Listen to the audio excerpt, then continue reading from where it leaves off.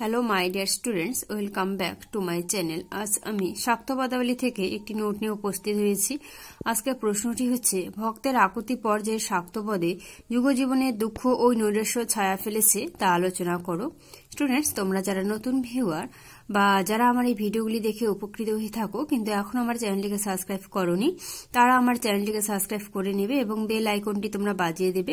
তাহলে আমি পরবর্তী যে ভিডিওগুলি আপলোড করব সেই ভিডিওগুলি নোটিফিকেশন তোমরা পেয়ে যাবে। আর তোমরা ভিডিওটিকে স্কিপ না করে প্রথম থেকে শেষ পর্যন্ত দেখবে। তো উত্তরটি আমি এবার শুরু করছি। শাক্ত পদাবলী মধ্যযুগের বাংলা সাহিত্যের অন্যতম সম্পদ। এই শাক্ত পদাবলীর বিষয়বস্তুকে তিনটি ভাগে বিভক্ত করা যেতে পারে, যেমন লীলাতত্ত্ব, উপাস্য তত্ত্ব ও উপাসনা তত্ত্ব। যে পর্যায়ে পদগুলিতে জগৎ জননী মহামায়ার লীলাস্বরূপ প্রকাশিত হয়েছে সেগুলি লীলা বিষয়ক তত্ত্বপদ। এই উপাস্য তত্ত্বে দেবীর স্বরূপ প্রকাশিত হয়েছে, দেবী সেখানে ইচ্ছাময়ী ভয়ঙ্করী। উপাসনা তত্ত্বে শাক্ত পদকর্তাগণ সাধন তত্ত্বের শ্রেষ্ঠ সুস্পষ্ট ইঙ্গিত দান করেছে। তারা বাহ্যিক পূজা পদ্ধতি অনুসরণ না করে তার আরাধনা করেন। বস্তুত এই উপাস্য তত্ত্ব ও উপাসনা তত্ত্বের পদগুলির মধ্যে অধিকাংশই ভক্তের আকুতি পর্যায়ের পদ। এইসব পদে ভক্ত হৃদয়ের আশা আকাঙ্ক্ষা, অনুযোগ, অভিমান এবং মুক্তি কামনা প্রকাশিত হয়েছে। শাক্ত পদাবলীর মূলত দুটি ধারা, যথা উমাসঙ্গীত, শ্যামাসঙ্গীত। শক্তিরূপিণী মহামায়ার মাতৃরূপ কল্পনা করে তার কাছে আত্মসমর্পণে আশঙ্কা প্রকাশ করাই শ্যামাসঙ্গীতে প্রতিপাদ্য। এগুলির মধ্য দিয়ে আধ্যাত্মিক অনুভূতির প্রকাশ ঘটলেও এগুলি অষ্টাদশ শতাব্দীর সামাজিক অবক্ষয়, মানুষের দুঃখ, চেতনা, নৈরাশ্য ও হতাশার চালচিত্রকে উপস্থাপন করেছেন। সামাজিক জীবনপটে উপস্থাপিত এই পদগুলিতে সাধনতত্ত্ব এবং মানব জীবনসঙ্গীত এক সূত্রে মিলিত হয়েছে। ঔরঙ্গজেবের মৃত্যুর পর রাজনৈতিক ক্ষমতা হস্তান্তর বিপর্যস্ত অবস্থায় বাংলার সামাজিক জীবনের ভারসাম্য নষ্ট হয়ে যায়। মোগল শাসনের ভিত্তি তখন জীর্ণদশা প্রাপ্ত হয়েছে। দিল্লির বাদশাহের নামমাত্র সম্পদ নিয়ে উচ্ছৃঙ্খল, অকর্মণ্য ও বিলাসিতা নবাব বাংলার সিংহাসন আরোহণ করেন। নবাবী বিলাসিতার উপকরণ সংগ্রহের জন্য দেশের সর্বত্র সামন্তদের অত্যাচার প্রবল হয়ে ওঠে। দেশব্যাপী অরাজকতা শুরু হয়, দেখা দেয় মাৎস্যান্যায়। অতিরিক্ত রাজস্বের ভারে পীড়িত সাধারণ মানুষের দুর্দশা অত্যন্ত চরমে ওঠে। দরিদ্র মানুষ কর দিতে না পারলে তাদের সম্পত্তি বাজেয়াপ্ত করা হতো, কখনো বা তাদের কারাগারে নিক্ষেপ করা হতো। কেন্দ্রীয় শাসকের দুর্বলতার সুযোগে দেশের ভূস্বামীদের অত্যাচার ও অবিচারের মাত্রা অত্যন্ত বৃদ্ধি পায়। পর্তুগিজ জলদস্যুদের অত্যাচারে এবং অনাবৃষ্টিজনিত সমস্যা এবং দুর্ভিক্ষ, বিদেশি বণিকদের ষড়যন্ত্রে এদেশের বাণিজ্যের অবস্থা অত্যন্ত শোচনীয় হয়ে পড়ে। সমস্ত দেশ শ্মশানে পরিণত হয়। শাক্ত কবিরা নানা রূপক এবং উপমার মধ্য দিয়ে অষ্টাদশ শতাব্দীর এই শ্মশানতুল্য বাংলাদেশকেই উপস্থাপন করেছেন।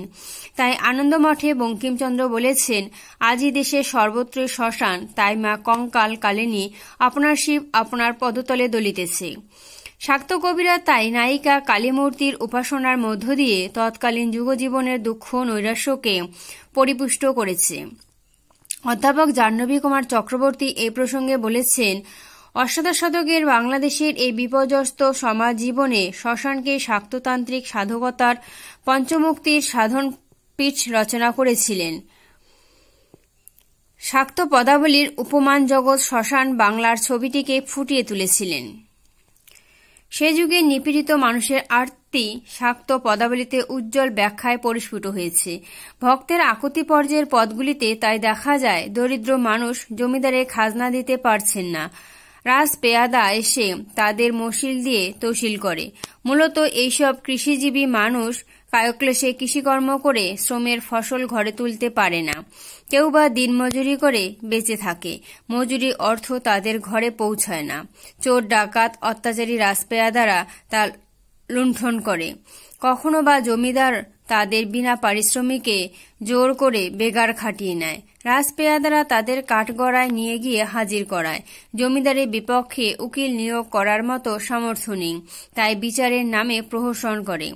সরকারি উকিল জমিদারের পক্ষ অবলম্বন করে এমন বিচার করে যে প্রবঞ্চনার দায়ে সাধারণ প্রজাদের সম্পত্তি বাজেয়াপ্ত করা হয় এবং তাদের দীর্ঘমেয়াদী কারাদণ্ড ভোগ করতে হয়। কারাবন্দীদের দুর্দশা ছিল অবর্ণনীয়। তাদের হাতে ছিল শৃঙ্খল, পায়ে বেড়ি। প্রহরীর কোষাঘাতে তাদের শরীর হয় ক্ষতবিক্ষত।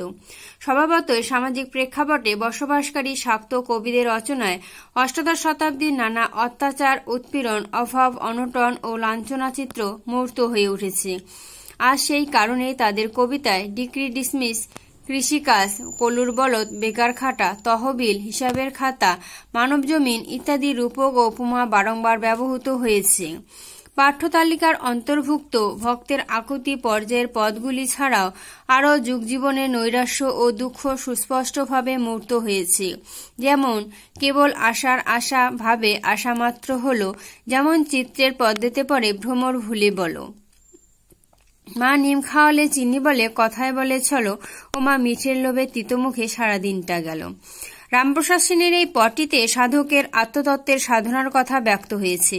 তবে একই সঙ্গে কবির পার্থিব জীবনে নৈরাশ্য, অসারতাবোধ ও অনুতাপ প্রকাশিত হয়েছে। কমলাকান্ত ভট্টাচার্য লিখেছেন, বড় আশা ছিল মনে, ফল পাবো মা এই তরুতে, তরুণা শুকায় শাখা ছটা, আগুন বিগুন আছে। এখানেও পার্থিব জীবনে অসারতা, দুঃখ ও নৈরাশ্যের কথা, কামনা বাসনার কথা ব্যক্ত হয়েছে। রামপ্রসাদ সেন লিখেছেন, মা গো তারা ও শঙ্করী, কোন অবিচারে আমার পরে করলে দুঃখের ডিক্রি জারি।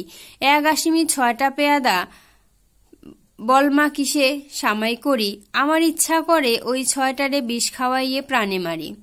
এখন সাধন তত্ত্বের মধ্য দিয়ে উচ্চারিত হয়েছে বাস্তব জীবন সঙ্গীত। অসহায় দরিদ্রের উপরে অত্যাচারী রাজপুরুষের অবিচার প্রতিশোধমূলক ডিক্রি জারির সঙ্গে কবিতার বর্তমান দৈন্যের তুলনা করেছেন। উৎপীড়ক ব্যক্তি যেমন অন্যায়ভাবে বল প্রয়োগ করে অসহায় প্রজাকে বাস্তুচ্যুত ও নির্যাতন করে, দেবী শঙ্করীর তেমনি বিনা অপরাধে অসহায় ভক্তের উপরে সাংসারিক ক্লেশ ও দুঃখের তত্ত্ববিধান করেছেন। এ পদটি অন্যত্র কবি লিখেছেন, হুজুরে দরখাস্ত দিতে কোথা পাবো টাকা করি, আমায় ফিকিরে ফকির বানায়ে বসে আছো রাজকুমারী। এই দুটি পংক্তির মধ্য দিয়েও দরিদ্র প্রজার অসহায়তা এবং লাঞ্ছনার কথা ব্যক্ত হয়েছে। কবি লীলাম্বর মুখোপাধ্যায় লিখেছেন, তারা কোন অপরাধে এ দীর্ঘ মেয়াদে সংসার গারদে থাকি বলো, মশিল 6 দূত তশিল করযত, দ্বারা সুদ পারে শৃঙ্খল। এখানে রূপকের ছলে সাধন তত্ত্বের কথা ব্যক্ত হয়েছে। কবির মুখ্য লাভের বাসনা অভিব্যক্ত হয়েছে। বিনা অপরাধে গারদের অন্তরালে থাকা মশিল, তশিল, পায়ে শৃঙ্খল প্রভৃতি শব্দের মধ্য দিয়ে ফুটিয়ে তোলা হয়েছে সেকালে সাধারণ মানুষের সামাজিক দুঃখ ও নৈরাশ্যের চিত্র। রামপ্রসাদ লিখেছেন, মা আমায় ঘুরাবি কত, কলুর চোখ ঢাকা বলদের মতো, উবে গেছে বেঁধে দিয়ে মা, পাক দিয়েছে মা অবিরত। তুমি কি দোষে করিলে আমায় 6টা কলুর অনুগত। এখানেও জীবনে অসার, গতানুগতিকতা এবং ভারবহী সংসারী মানুষের নিত্য নির্যাতনের কথা ফুটিয়ে তোলা হয়েছে।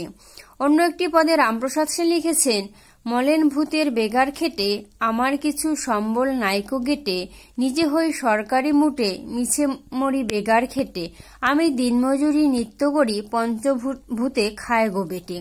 প্রাত্যহিক সংসার জীবনের দুঃখে কবি এখানে একটি গভীর ভাবসত্ত্বকে প্রকাশ করেছে। সাধারণ প্রজাদের অনেক সময় ভূস্বামীরা বিনা পারিশ্রমিকে ঘরে নিয়ে যেতে পারত না, তাদের পরিশ্রমের ফসল লুণ্ঠন করে নিয়ে যেত সমাজ বিরোধীরা। এখানে সাধন তত্ত্বের মধ্য দিয়ে সেই অরাজকতার চিত্র ফুটে উঠেছে।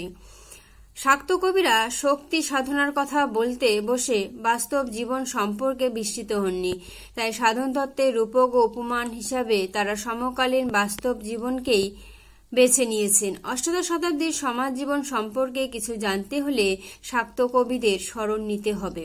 স্টুডেন্টস, নোটটি এখানেই শেষ হলো। এর আগেও আমি শাক্ত পদাবলী থেকে কিছু নোটস তোমাদের দিয়েছিলাম, সেগুলো যদি তোমরা দেখে না থাকো তো এই ভিডিওটির ডেসক্রিপশন বক্সে আমি দিয়ে দেবো, সেখান থেকে তোমরা দেখে নেবে।